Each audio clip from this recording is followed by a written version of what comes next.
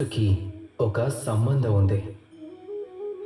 అలాంటి సంబంధమే అవకాశానికి, ప్రయత్నానికి కూడా ఉంది.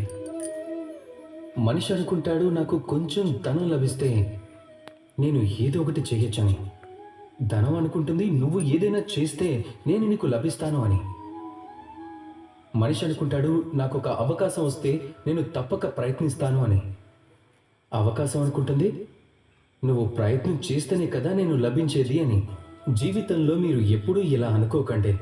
మీకు బయట వారి వల్ల కానీ లేదా లోకం నుండి కానీ అదృష్టం వల్ల కానీ ఏదైనా లభిస్తుందని. మీ దృష్టిని కేంద్రీకరించాల్సింది తమరి కర్మలపై. దృష్టిని కేంద్రీకరించాల్సింది మీ చేతుల్లో ఉన్న దానిపై. నిరంతరంగా ప్రయత్నించండి. ఎలాంటి కోరిక లేకుండా, దేనిని ఆశించకుండా శ్రమించండి. అప్పుడు మీరు మీ జీవితాన్ని చూడండి.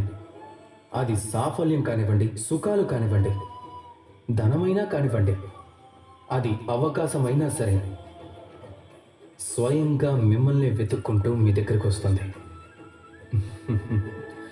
రాధాకృష్ణ.